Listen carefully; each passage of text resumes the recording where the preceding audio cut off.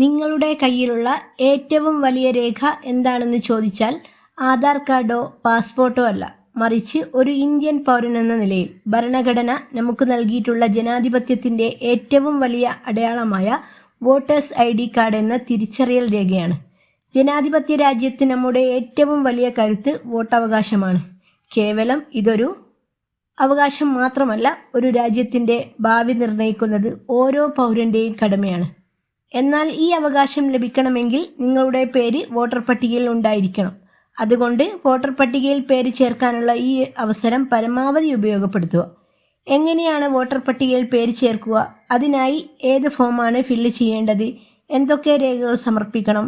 വിദേശത്തുള്ളവർ എന്ത് ചെയ്യണം?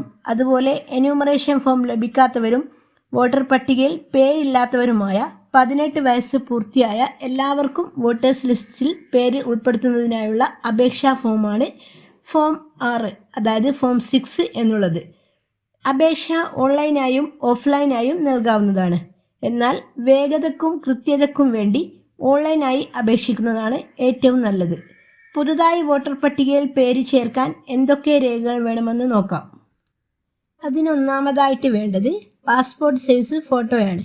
ഫോട്ടോ എടുക്കുമ്പോൾ ശ്രദ്ധിക്കേണ്ട കാര്യം വെള്ള ബാക്ക്ഗ്രൗണ്ടുള്ള ഫോട്ടോ ആയിരിക്കണം. അതോടൊപ്പം ഫോട്ടോയുടെ അളവ് എന്ന് പറയുന്നത് 4.5 × 3.5 സെൻറ്റിമീറ്റർ ആയിരിക്കണം. രണ്ടാമതായി വയസ്സ് തെളിയിക്കുന്ന രേഖയാണ്. അതിന് വേണ്ടത് birth certificate, school certificate, driving licence അല്ലെങ്കിൽ SSLC ബുക്ക് അല്ലെങ്കിൽ ട്രാൻസ്ഫർ സർട്ടിഫിക്കറ്റ്, അതായത് TC, പാസ്പോർട്ട്, ഇവയിൽ ഏതെങ്കിലും ഒന്ന് ഹാജരാക്കിയാൽ മതിയാകും. അടുത്തത് വിലാസം തെളിയിക്കുന്ന രേഖകളാണ്. വിലാസം തെളിയിക്കാൻ വേണ്ടിയിട്ട് Aadhaar card, passport, residential certificate, ration card എന്നിവയിൽ ഏതെങ്കിലും ഒന്ന് ഹാജരാക്കണം. അടുത്തത് കുടുംബാംഗങ്ങളുടെ എപ്പിക് നമ്പറാണ്. അതിനുവേണ്ടി മാതാപിതാക്കളുടെയോ അല്ലെങ്കിൽ ഗ്രാൻഡ് പേരൻസിൻ്റെയോ വോട്ടേഴ്സ് ID നമ്പറാണ് വേണ്ടത്.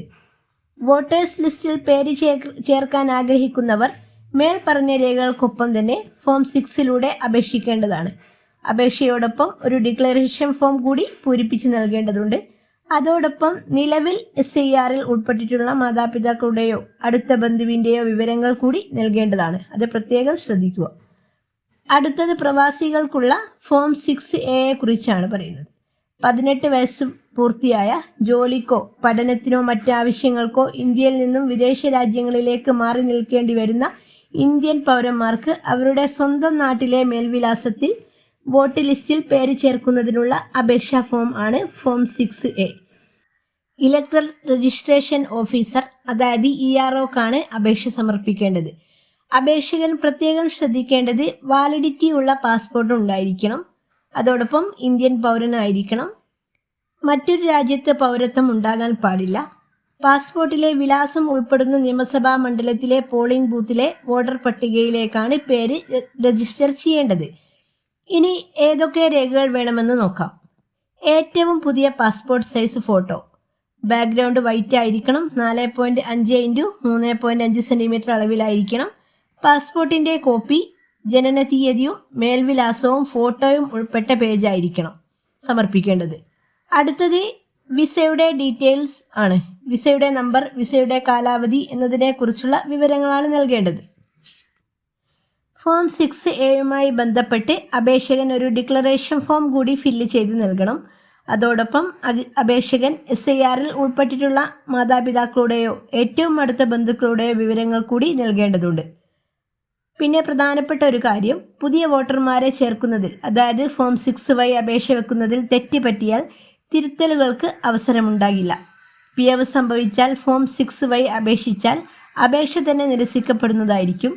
പിന്നീട് BLOമാരുടെ ഫീൽഡ് വെരിഫിക്കേഷൻ വഴി മാത്രമേ ക്ലിയർ ആക്കാൻ സാധിക്കുകയുള്ളൂ. അതുകൊണ്ട് രേഖകളൊക്കെ വളരെ കൃത്യമായി കൊടുക്കാൻ ശ്രദ്ധിക്കുക. ഇതുപോലത്തെ ഇൻഫർമേറ്റീവായ വീഡിയോകളുമായിട്ട് വരുന്നതുവരെ താങ്ക് യു ഫോർ വാച്ചിങ്.